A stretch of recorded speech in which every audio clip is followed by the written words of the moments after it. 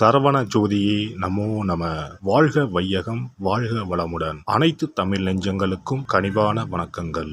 நிகழும் மங்களகரமான குரோதி ஆண்டு சித்திரை மாதம் 18ஆம் நாள் புதன்கிழமை அன்று சித்தயோகம் கூடிய நன்னாளில் இந்த மகத்தான மே மாதம் பிறக்கின்றது.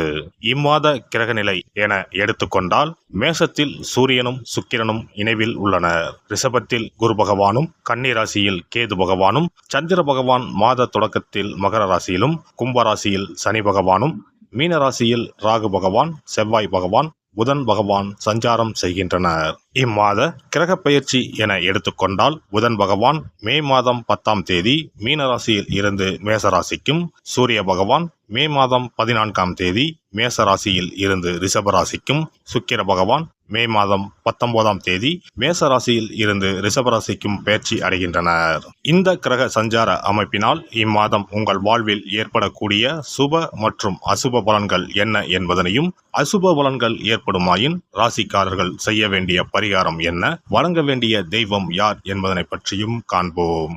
சித்திரை மாதத்தின் பிற்பகுதியும் வைகாசி மாதத்தின் முற்பகுதியும் இணைந்ததுதான் இந்த மகத்தான மே மாதம். உழைப்பின் அடையாளமாக விளங்கும் இம்மாதத்தின் முதல் தேதியிலேயே குரு பகவான் பெயர்ச்சி அமைவது மிக சிறப்பான அம்சமாகும். பிறக்கப் போகும் இம்மாதத்தில் உங்கள் வாழ்வில் வளமும் நலமும் செல்வ செழிப்பும் பெற்று வாழ்வில் உயரிய நிலையை அடைய எல்லாம் வல்ல எம்பெருமானை வேண்டி விரும்பி கேட்டுக்கொள்கிறேன். எதற்கும் அஞ்சாத ஆராய்ச்சி தொடர்பான சிந்தனைகள் கொண்ட கடகராசி அன்பர்களே, மனதில் இனம் புரியாத சிந்தனைகள் உண்டாகும். குடும்ப உறுப்பினர்கள் வழியில் ஒத்துழைப்புகள் மேம்படும். தனவரவுகள் தேவைக்கு ஏற்ப இருக்கும். நினைத்த பணிகளை செயல்படுத்தும் போது ஒன்றுக்கு இருமுறை சிந்தித்து முடிவெடுப்பது நல்லது. புதிய நபர்களின் அறிமுகங்கள் உண்டாகும். சுப நிகழ்ச்சிகளில் கலந்து கொள்வீர்கள். மற்றவர்களுக்கு உதவும் பொழுது கவனம் வேண்டும். விலை உயர்ந்த பொருட்களின் சேர்க்கை ஏற்படும். செய்த முயற்சிகளில் மாறுபட்ட அனுபவம் ஏற்படும். வர்த்தக வியாபாரத்தில் இழுபறியான சூழல் உண்டாகும். வெளிவட்டார பழக்க வழக்கங்களால் ஆதாயம் ஏற்படும். எதிர்பார்த்த உதவிகள் சாதகமாக அமையும். வழக்கு விவகாரங்களில் வெற்றி உண்டாகும். வாழ்க்கை துணை வழியில் அனுசரித்து செல்லவும். மற்றவர்களின் செயல்களில் கருத்துக்கள் கூறுவதை தவிர்ப்பது நல்லது. நிதானமான முயற்சிகள் காரிய அனுகூலங்களை உண்டாக்கும். எதிர்காலம் சார்ந்த சில முடிவுகளும் இலக்குகளும் பிறக்கும். இம்மாதம் வியாபாரிகளுக்கு வியாபாரத்தில் இருந்த போட்டிகள் குறையும். அலைச்சலுக்கு பின்னே நினைத்த காரியங்கள் கைகூடும். வேலையாட்களால் சிறு சிறு பிரச்சனைகள் ஏற்பட்டு நீங்கும். மற்றவர்களுக்கு ஜாமீன் கையெழுத்திடுவதை தவிர்க்கவும். பழைய பாக்கிகள் பற்றிய சிந்தனைகள் மேம்படும். புதிய கிளைகள் சார்ந்த பணிகளில் ஆலோசனை பெற்று முடிவெடுக்கவும். மருத்துவத்துறையில் புதிய வாய்ப்புகள் அமையும். ரசாயனம் தொடர்பான பணிகளில் ஆதாயம் அடைவீர்கள். பணிபுரிவோருக்கு உத்தியோகத்தில் இருந்த பதற்றங்கள் படிப்படியாக குறையும். சக ஊழியர்களின் எண்ணங்களை புரிந்து கொள்வீர்கள். வெளிநாடு செல்வதற்கான சூழல் உண்டாகும். திறமைக்கு உண்டான மதிப்புகள் கிடைக்கும். சில முடிவுகளில் அனுபவ அறிவு வெளிப்படும். போட்டித் தேர்வுகளில் எதிர்பார்த்த முடிவுகள் சாதகமாகும். உணர்ச்சி வசமான பேச்சுக்களை தவிர்ப்பது நன்மதிப்பை உண்டாக்கும். கலைத்துறையில் சாதகமான வாய்ப்புகள் ஏற்படும். வெளிநாடு செல்வதற்கான சூழல்கள் உண்டாகும். புதிய மாற்றம் உண்டாகும். அரசாங்க அனுகூலம் ஏற்படும். உடல் ஆரோக்கியத்தில் ஏற்ற இறக்கம் ஏற்படும். தேவைகளை நிறைவேற்றிக் கொள்வீர்கள். வெளி வட்டாரத்தில் மதிப்புகள் உயரும். அரசியல்வாதிகள் முன்கோபம் இன்றி செயல்படவும். நண்பர்கள் இடையே சிறு சிறு விவாதங்கள் தோன்றி மறையும். தன்னம்பிக்கையுடன் செயல்படவும். கட்சி மேலிடத்தில் எதிர்பார்த்த ஆதரவுகள் சாதகமாக அமையும். வெளிநாட்டு ஒப்பந்தங்கள் கைகூடும். எதிர்பாலின மக்கள் விஷயத்தில் கவனம் வேண்டும். வழக்குகளில் இருந்த அலைச்சல்கள் குறையும். பெண்கள் இம்மாதம் குடும்ப விஷயங்களில் பொறுமை காப்பது நல்லது. புதிய வீடு மற்றும் வாகனம் வாங்குவது சார்ந்த எண்ணங்கள் கைகூடும். கொடுக்கல் வாங்கலில் திருப்திகரமான சூழல் இருக்கும். பெரியோர்களின் ஆலோசனைகளை கேட்டு நடப்பது நன்று. அவசரப்படாமல் நிதானமாக எதையும் செய்தால் வெற்றி சாதகமாக அமையும்.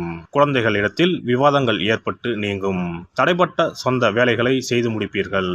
மாணவர்களை பொறுத்தவரை கல்வியில் இருந்த போட்டிகள் விலகும். எதையும் சமாளிக்கும் மனப்பக்குவம் உண்டாகும். விவேகமான பேச்சுக்கள் நன்மதிப்பை ஏற்படுத்தும். ஆசிரியர்களின் ஆலோசனைகள் சில மாற்றங்களை உண்டாக்கும். வெளியூர் சார்ந்த சில பயணங்கள் கைகூடும். அரசு உதவிகளில் தாமதம் ஏற்படும். துர்க்கை அம்மனை அர்ச்சனை செய்து வழிபாடு செய்ய செயல்களில் இருந்த தடை தாமதங்கள் விலகும். மனதளவில் தெளிவுகள் பிறக்கும். இம்மாத துவக்கத்திலேயே குரு பெயர்ச்சி இருப்பதனால் உங்களுக்கு அருகில் உள்ள குரு பரிகார ஸ்தலங்களுக்கு சென்று குரு பகவானை வணங்கி வரலாம். குரு பகவான் திட்டை வசிஷ்டேஸ்வரர் ஆலயத்தில் சுவாமிக்கும் அம்பாளுக்கும் இடையில் ராஜகுருவாக எழுந்தருளி அருள்பாலித்து வருகிறார். இவருக்கு இந்த தலத்தில் ஆண்டுதோறும் குரு பெயர்ச்சி விழாவும் அதனையொட்டி லட்சார்ச்சனையும் குரு பரிகார ஹோமங்களும் சிறப்பாக நடைபெற்று வருகின்றன. இங்குள்ள குரு பகவானை வேண்டினால் கல்வி செல்வம், பொருள் செல்வம், குழந்தை செல்வம் உள்பட அனைத்து செல்வங்களும் எளிதில் கிட்டும். சிறப்பு பதிவு. இனி அக்ஷய திருதியை 2024 எப்போது, இந்த நாளில் எப்படி வழிபட்டால் தங்கம் சேர்ந்து கொண்டே இருக்கும் என்பதனை பற்றி காண்போம். அக்ஷய திருதியானது ஒவ்வொரு ஆண்டும் சித்திரை மாத வளர்பிறையில் வரும் திருதியை திதியில் கொண்டாடப்படுகிறது. 2024ஆம் ஆண்டில் மே மாதம் 10ஆம் தேதி வெள்ளிக்கிழமை வருகிறது. அன்று காலை 6:33 துவங்கி மே 11ஆம் தேதி காலை 4:56 வரை திருதியை திதி உள்ளது. மகாலட்சுமிக்கு மங்களகரமான வெள்ளிக்கிழமையில் இந்த ஆண்டு அட்சய திருதியை வருவதால் இது கூடுதல் சிறப்புடையதாகவும் அதிக முக்கியத்துவம் வாய்ந்த நாளாகவும் கருதப்படுகிறது. இந்த ஆண்டு அக்ஷய திருதியை அன்று அபுஜ முகூர்த்தம் இணைந்து வருகிறது. அன்றைய தினம் நாள் முழுவதும் அபுஜ முகூர்த்தம் உள்ளது. அபுஜ முகூர்த்தத்தில் எந்த காரியத்தை துவங்கினாலும் அது வெற்றி அடையும் என்பது நம்பிக்கை. அதனால்தான் இந்த நாளில் தங்கம் வாங்குவது மிகவும் மங்களகரமானதாக சொல்லப்படுகிறது. தங்கம் வாங்க முடியாதவர்கள் அந்த நாளில் மங்களகரமான பொருட்களை வீட்டிற்கு வாங்கினாலும் உயர்வான பலன் ஏற்படும் என்பது நம்பிக்கை. புராணங்களின்படி திருமாலின் அவதாரங்களில் ஒன்றான பரசுராமர் அவதாரம் செய்தது அட்சய திருதியை தினத்தில்தான் என்று சொல்லப்பட்டு வருகிறது. அதனால்தான் இந்த நாளில் பெருமாளை வழிபடுவது உயர்ந்த பலனை தரும் என சொல்லப்படுகிறது. அக்ஷய திருதியை அன்று அதிகாலையில் எழுந்து குளித்துவிட்டு சுத்தமான ஆடைகளை உடுத்த வேண்டும். பிறகு கோவிலுக்கு சென்றோ அல்லது வீட்டின் பூஜை அறையிலோ விளக்கேற்றி வழிபட வேண்டும். பிறகு மகாலட்சுமி தாயாரையும் பெருமாளையும் வழிபட வேண்டும். அவர்களுக்குரிய மந்திரங்களை சொல்லி பூஜை செய்ய வேண்டும். அன்றைய தினம் மகாலட்சுமிக்கு நைவேத்தியமாக பால் பாயாசம் செய்து படைப்பது மிகவும் விசேஷமானதாகும். அவ்வாறு செய்ய முடியாதவர்கள் எளிமையாக பால் மட்டும் காய்ச்சி வைத்தும் வழிபடலாம். அக்ஷய திருதியை என்பது வசந்த கால விழாவாக கொண்டாடப்படுவதாகும். பெரும்பாலும் இது சித்திரை மாதம் வளர்பிறையின் 3ஆம் நாளில் கொண்டாடப்படும்.